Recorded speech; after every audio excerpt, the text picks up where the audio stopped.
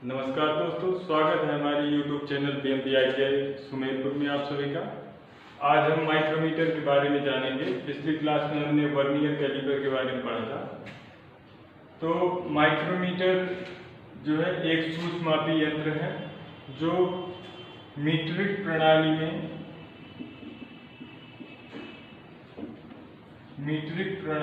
0.01 mm तक सूक्ष्म माप को मापता है और ब्रिटिश प्रणाली में 0.001 इंच तक माप देता है। ये इसका आविष्कार जीन पाल्मर नाम के वैज्ञानिक थे।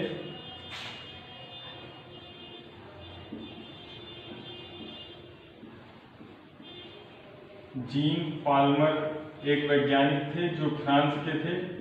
इन्होंने अमेरिका में माइक्रोमीटर का आविष्कार किया था सन 1948 में।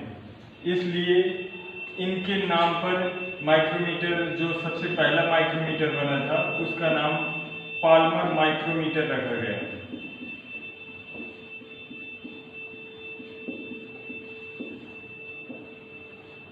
आगे चल करके सन 1977 और 1985 में इसमें कुछ बदलाव किए गए इसके आकार में, और इसकी माप लेने की जो क्षमता होती है इसको और शुद्ध किया गया। तो सन 1985 के बाद इसके आकार में कुछ परिवर्तन हुआ और इसके नाम में भी परिवर्तन हुआ, जिसमें पाल्मर को हटा दिया गया और इसका नाम केवल माइक्रोमीटर रह गया। ये माइक्रोमीटर क्रोमियम स्टील का बना होता है, जो इसकी धातु है क्रोमियम स्टील का ये बना होता है। कई बार पेपर में पूछा भी जाता है। और इसमें कई भाग होते हैं।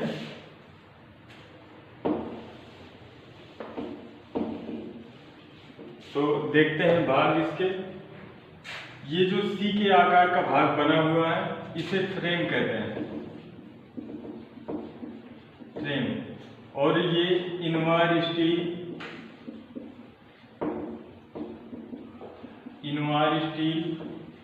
या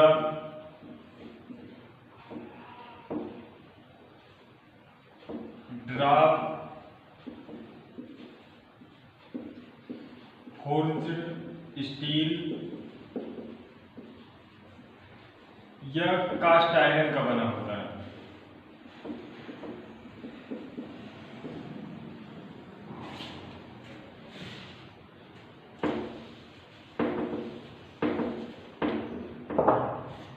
ये Invar steel, draft forged steel या कास्ट आयरन का बना होता है।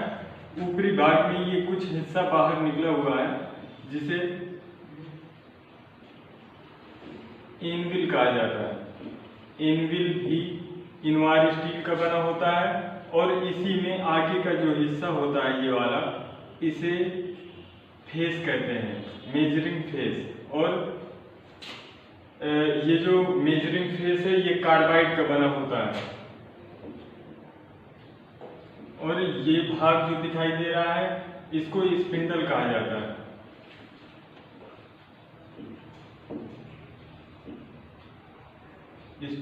स्पिंडल का भी जो आगे का भाग होता है ये भी फेस कहलाता है। तो एक ये फेस और ये दोनों फेस होते हैं और ये कार्बाइड के बने होते हैं। कार्बाइड के क्यों बने होते हैं? क्योंकि मेजरिंग फेस जब किसी पार्ट को हम मापते हैं तो मापने के लिए कई बार ये संपर्क में आता रहता है और जिससे घिसने का डर बना रहता है, इसलिए कार्बाइड के फेस बना दिए जाते हैं जिससे ये घिसे ना। इसके आगे ये भाग दिखाई दे रहा है ये वाला, ये नर्लिंग इस तरह से किया होता है ताकि पकड़ में अच्छे से आ जाए, और ये लॉक नट कहलाता है ये वाला भाग।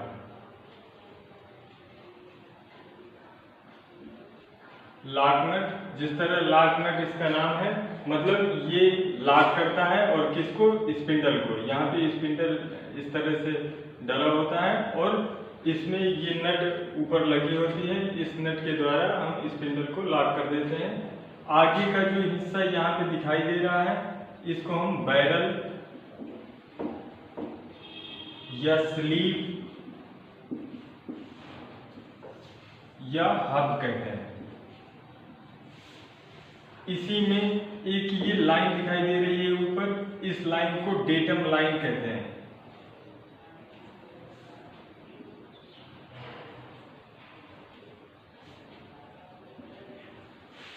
डेटम लाइन, इस पर कुछ नंबर अंकित होते हैं। जैसे अगर मीट्रिक पद्धति में है तो ऊपर mm में निशान बने होंगे और नीचे साइड आधे mm के निशान बने रहते हैं।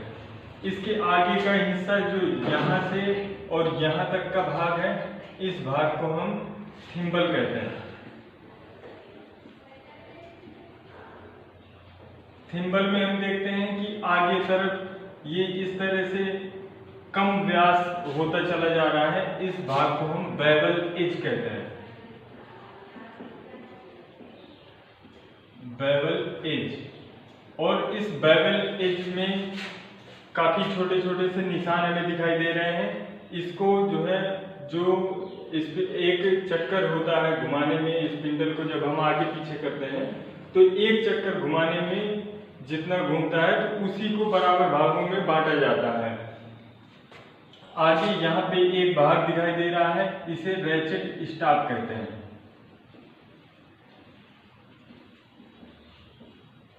रैचेट स्टाफ, अब जानते हैं इन पार्ट जितने भी हैं इनका काम क्या होता है। तो एनविल और स्पिंडल का फेस जो इन दोनों के हैं ये बता चुके हैं कि माप लेने के लिए ये दोनों जो है संपर्क में आते हैं। और ये माइक्रोमीटर जो बना हुआ है ये किसी भी जॉब की बाहरी माप लेने के लिए प्रयोग किया जाता है। माइक्रोमीटर और भी होते हैं, जैसे किसी जॉब की अंदरूनी माप लेने के लिए इनसाइड माइक्रोमीटर, और गहराई की माप लेने के लिए डेप्थ माइक्रोमीटर का प्रयोग किया जाता है। आगे ये इसका जो सिद्धांत होता है,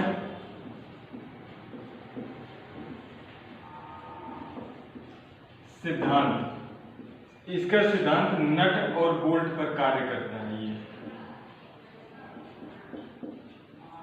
नट और बोल्ट के सिद्धांत पर कार्य करता है। नट और बोल्ट कैसे, यहाँ पे इसमें एक नट फिक्स होता है और जब हम थिम्बल को घुमाते हैं स्पिंडल इसी में कनेक्ट होता है। तो इसमें स्पिंडल में अंदर चूड़ियाँ कटी होती हैं 25 mm तक, और जिस तरह हम घुमाते हैं नट में वो चूड़ियाँ घूमते हुए आगे पीछे इसे करती हैं। और इसकी जो चूड़ियाँ कटी होती हैं वो सिंगल स्टार्ट चूड़ियाँ कटी होती हैं। सिंगल स्टार्ट में होता क्या है कि जब एक चक्कर हम घुमाते हैं तो एक पिच के बराबर स्पिंडल आगे आता है, और जितना भी एक पिच होती है एक पिच को ही यहाँ थिम्बल में बराबर भागों में बांटा जाता है। तो आगे अब देखते हैं अल्पतमांक किस तरह निकाला जाता है। जैसे आपको अभी बताया, अल्पतमांक अभी आपको हमने बताया था मीट्रिक पद्धति 0.01 mm और ब्रिटिश में 0.001 इंच। तो ये निकालते कैसे हैं? निकालने के लिए सबसे पहले जो पिच होती है वो दशमलव, माइक्रोमीटर की जो पिच होती है मीट्रिक पद्धति में 0.5 mm होती है पिच, और थिम्बल में जो पिच को बराबर भागों में बांटा जाता है वो 50 बराबर भागों में बांटा जाता है। मतलब थिम्बल में कुल निशान जो होते हैं वो कितने होते हैं? 50। और अल्पतमांक का सूत्र होता है, अल्पतमांक बराबर होता है पिच बटे थिम्बल में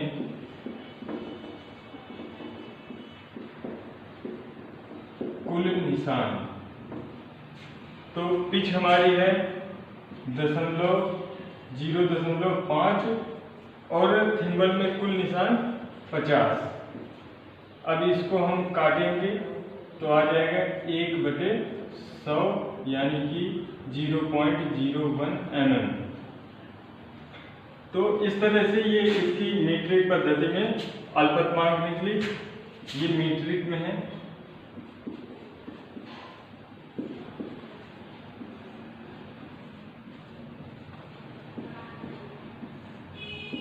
इस तरह से मीट्रिक पद्धति निकालते हैं। अगर कभी कोई पेपर में क्वेश्चन आता है उसमें पिच को बदल दिया जाता है कि इतना है और थिम्बल के कुल निशान कुछ और कर दिए जाते हैं, तो हमें यही सूत्र लगाना है, अल्पतमांक बराबर पिच बटे थिम्बल के कुल निशानों की संख्या, और जब हम भाग दे लेंगे तो जो भी आता है वो हमारी अल्पतम माप है।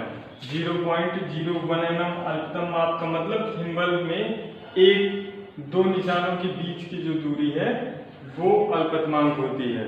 कम से कम कितना, एक स्टेप जब हम एक निशान आगे बढ़ाते हैं थिम्बल को, तो स्पिंडल हमारा कितना बाहर आता है, इसको हम अल्पतमांक कह देते हैं। आगे इसी तरह से देखते हैं ब्रिटिश पद्धति में किस तरह निकालते हैं। तो ब्रिटिश पद्धति में क्या होता है,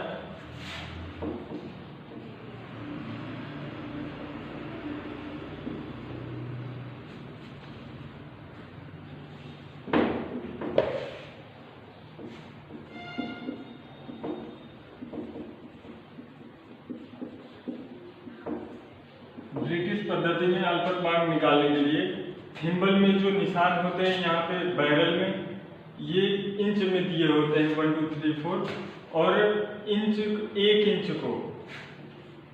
इंच को 10 बराबर भागों में बांटा जाता है, और इन 10 भागों को 4 भागों में बांटा जाता है। मतलब टोटल जो 1 इंच में निशान होते हैं वो हो जाते हैं 1 इंच में 40 निशान। अब अगर जो कह दिया जाए कि एक निशान कितने का है, तो जो दो पॉइंटों के बीच की जो दूरी होगी वो निकालने के लिए एक भाग, मतलब एक भाग बराबर 1 इंच का जो एक भाग होगा वो 1/40 इंच होगा। 1/40 इंच का मतलब कि यहाँ पे जो थिम्बल या इसमें स्पिंडल के अंदर जो पिच बनी हुई है 1/40 इंच उसकी पिच है। तो इस तरह से हमें पता चला कि पिच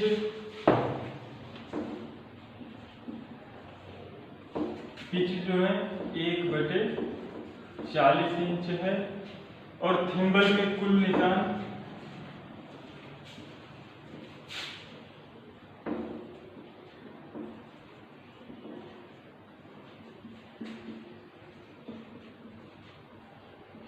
थिम्बल में जो कुल निशान होते हैं वो 25 होते हैं। अब अल्पतमांक निकालना है। तो वही सूत्र हम लगाएंगे, पिच बटे थिम्बल में कुल निशान।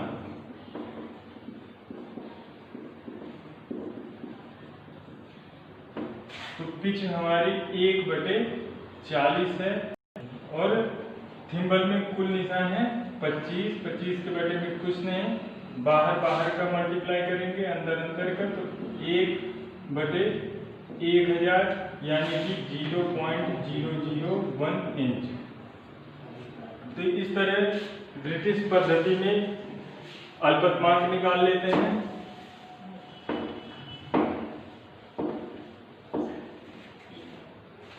आगे जो पढ़ने का तरीका होता है, पढ़ने के लिए हम क्या करते हैं, सबसे पहले बैरल में देखते हैं कि ऊपर निशान कितने हमें मिल रहे हैं। जैसे अगर दो निशान, जैसे यहाँ पे 2 दिखाई दे रहा है तो 2 mm पहले कर देंगे। उसके बाद में सब डिवीजन देखेंगे नीचे कितना है, तो जैसे ये आधे के निशान है, अगर आधे के निशान अगर आगे कोई दिखाई देता तो वो भी लिख देते, अगर नहीं दिखाई दे रहा है तो कोई दिक्कत नहीं, 0 कर देंगे, 0 0.2 और ये 0.0। अगर निशान यहाँ पे होते तो जितने भी निशान दिखाई देते हैं 1 या 2 उसमें 0.50 का गुणा करते हैं, क्योंकि ये आधे mm का है। एक निशान का मतलब 0.50 जोड़ते और 2 में 1 mm, लेकिन 2 निशान नहीं दिखाई देते क्योंकि 1 mm का फिर ऊपर चिन्ह होता है। तो 0.0 रहा।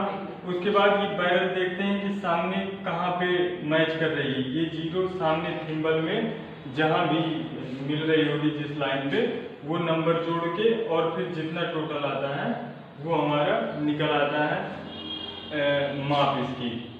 इसी तरह इंच में जितनी भी चीज़ें दिखाई देती हैं ऊपर नीचे और यहाँ पे, ये सब देखने के बाद में जोड़ते हैं। तो इस तरह हम बता सकते हैं कि क्या माप है माइक्रोमीटर में।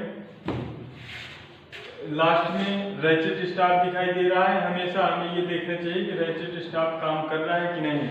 अगर रैचेट स्टाफ काम नहीं कर रहा है तो जो थिम्बल है ये ढीला हो जाएगा। मतलब जैसे हम घुमाते हैं तो इसको हम एक डिवीजन घुमा सकते हैं, मतलब एक निशान, ये जो निशान लगे हुए हैं, अगर एक निशान तक घुमाना है तो आराम से घुमा लेंगे। लेकिन अगर रैचेट स्टाफ ना होगा तो ये फ्री हो जाएगा थिम्बल, जिससे माप हम शुद्ध नहीं ले सकते हैं। इसलिए कई बार प्रश्न दिया जाता है कि सेफ माइक्रोमीटर, सेफ और अनसेफ माइक्रोमीटर क्या होता है।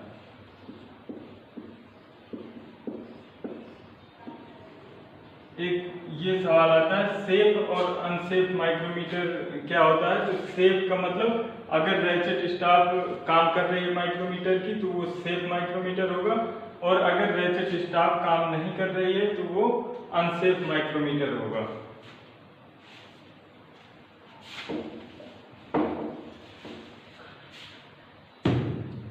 और इस तरह से ये जो है आपका कंप्लीट हो गया। अगर वीडियो आपको पसंद आता है तो लाइक कीजिए, शेयर कीजिए और कमेंट करिए और सब्सक्राइब भी करिए।